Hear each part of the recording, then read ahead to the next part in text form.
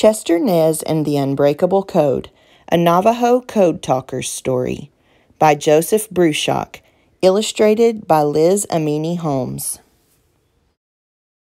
October 1929, month of small wind. When Batoli was 8 years old, the time came for him to go to boarding school. He had to leave his family, his home, and the goats and sheep he loved and took care of. He climbed into the back of the missionary's truck.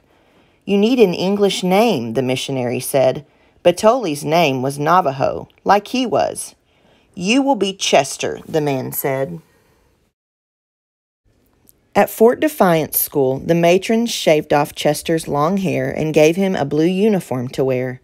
They made him use English, a language he'd never spoken, and when Chester spoke Navajo, the matrons washed out his mouth with yellow soap. "Navajo is bad. Speak only English." Many years earlier, in the 1860s, the U.S. Army had held Navajos captive at Fort Defiance. From there, the Army forced the Navajos to go on the Long Walk, a journey of 300 miles into what is now New Mexico. Many people suffered and died. Fort Defiance was now a boarding school for Navajo children, but some of the youngest students had bad dreams because of the fort's history. Chester did his best to calm their fears at night. He reminded them they were not alone. They still had families back home. June 1932, month of big planting. Over the summer, Chester returned home, where he could again speak the sacred language the holy people had given the Navajos long ago. When he cared for the sheep and goats and prayed using corn pollen, he felt like a real Navajo, living the right way. His heart was strong again. Being home took away the loneliness Chester felt at school. September 1932, month of half. Chester returned to school, where he was again told his Navajo language was worthless. "You must use only English to survive in the white man's world," the matrons said. Chester knew he might need to live in the white man's world one day. In that world, speaking English was essential, so he worked hard and did well. Chester enjoyed learning and wanted to improve his worth. He also learned to pray the Catholic way and served as an altar boy. The Catholic way was good, but so was the Navajo way. Though he spoke English in school, Chester kept his love for his Navajo people and their language. He decided to never break the ties that bound him to them. December 1941, month of crusted snow. Chester was in 10th grade when the school principal called the students together. "The Japanese Empire attacked us at Pearl Harbor," he said. "We are at war." The United States had fought the Navajos years ago, but now the United States was their country too. Chester thought about how his ancestors stood up against enemies. He should act with the same courage. Protecting his homeland was an honor. "I am a warrior," Chester said to himself. "I will fight for this land." April 1942, month of big plant. Recruiters from the U.S. Marine Corps came to the reservation. "We need Navajo men who speak English and Navajo," they said. The U.S. military needed a new way to send its secret messages. The messages were sent in code over the radio, but since anyone's radio could receive those messages, the enemy could hear them too. The Japanese had broken every American code. The Marines tried using a coding machine, the shackle, to create an unbreakable code, but the machine took too long to encode and decode messages. Then a former Army soldier, a missionary's son who had once lived on the Navajo reservation, suggested using Navajo, a language almost impossible for non-Navajos to speak. The Marines agreed to try it. Many Navajos volunteered to join the Marines, but only 29 were chosen, including Chester. They became Platoon 382. Suddenly, the language he had been told to forget was important. Chester was proud he had never given up speaking Navajo. June 1942, month of big planting. After basic training, Platoon 382 went to Camp Elliott near San Diego.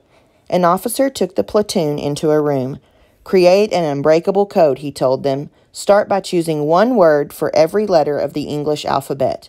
Then the officer left, locking the 29 men in that room. Chester wondered how they would begin. Then one of the men, Gene Crawford, spoke up. He knew how military codes worked. "Make every word clear and different from every other," he said to the others. They used English words for each letter of the alphabet. A was ant, B was bear, C was cat. Then they chose the Navajo words for each of those English words. Ant was Wolachi, bear was Shush, cat was Mowasi. By the end of the first day, they had the whole alphabet. A few weeks later, 3 more Navajo men joined the team. Now 32 soldiers were creating the code and learning to use it. Instead of spelling out some items in the English alphabet, they chose Navajo words to represent them. Battleship became Lotso, which means whale. Bombs were Ayishi, or eggs. There was a lot to remember, but Chester enjoyed what they were doing and had an excellent memory. September 1942, month of half. After 13 weeks, Platoon 382 demonstrated their code to Marine officials. Expert code breakers could not break it. The code was strong. The code was efficient, too. The Shackle code machine took 4 hours to encrypt and decrypt a message Navajos could send and receive in less than 3 minutes. The Navajo language solved the Marines' communications problem. The military ordered the platoon to keep the code a secret. Only commanders and officers knew about the Navajo code. 2 men stayed behind to teach new Navajo recruits while Chester and the rest of the code talkers shipped out to the Pacific. The time had come to use the code in battle. When their boat reached the island of Guadalcanal, Chester and his partner Roy Begay waded ashore. They dug a foxhole in the sand, and then they were ready. When a runner handed them their first message, they radioed it to 2 code talkers on the ship offshore. Bana Ali Tsosi, enemy. Ana Asdoni Ato, machine gun nest. Nish na Jigo Dadi Kad, on your right flank. Adil Tahi, destroy. Minutes after their message was received, artillery fire hit the machine gun nest. Chester shouted, "You see that?" Their Navajo code was working. Chester and the other code talkers sent messages on Guadalcanal for many months until the Japanese were defeated. Then they were sent to other islands in the Pacific.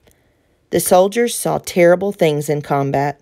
They dodged artillery fire, witnessed explosions, and watched men die. Chester was worn out and ill, but kept working.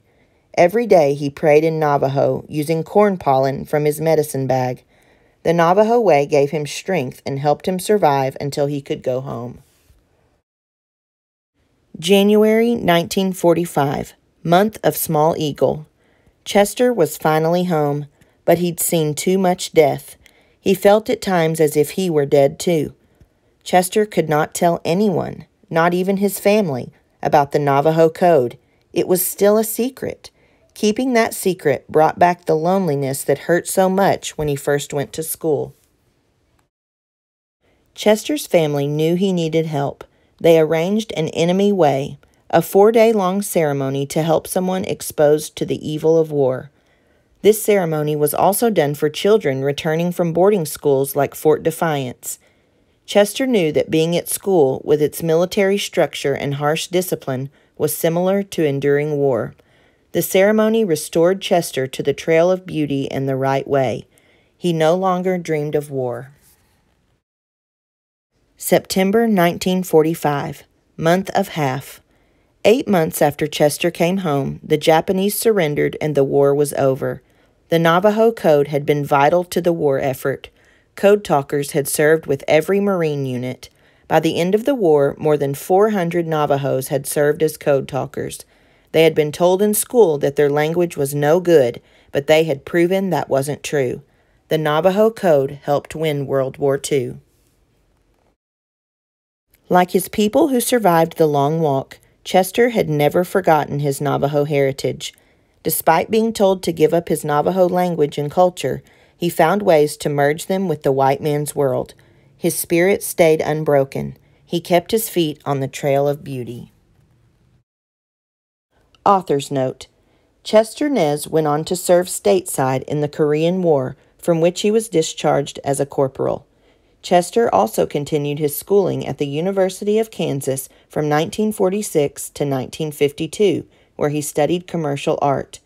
He married, had children, and gained a reputation as an artist without telling anyone about his role as a code talker. Years passed, and still Chester and the other Navajo code talkers kept their secret. Finally, in 1968, the military decided that with new technology, the Navajo code was no longer needed. The code was declassified, and their secret was released after 29 years.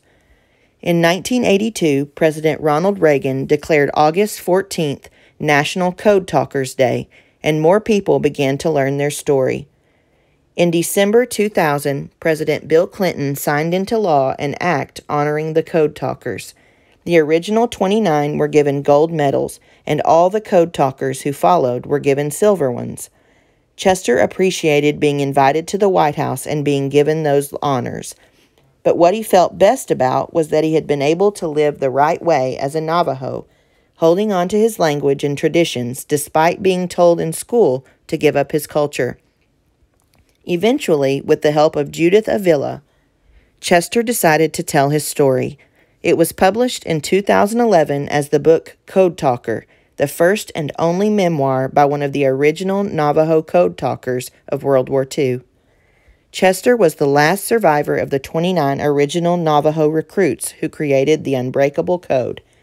He passed away on June 4, 2014, at the age of 93 at his home in Albuquerque, New Mexico.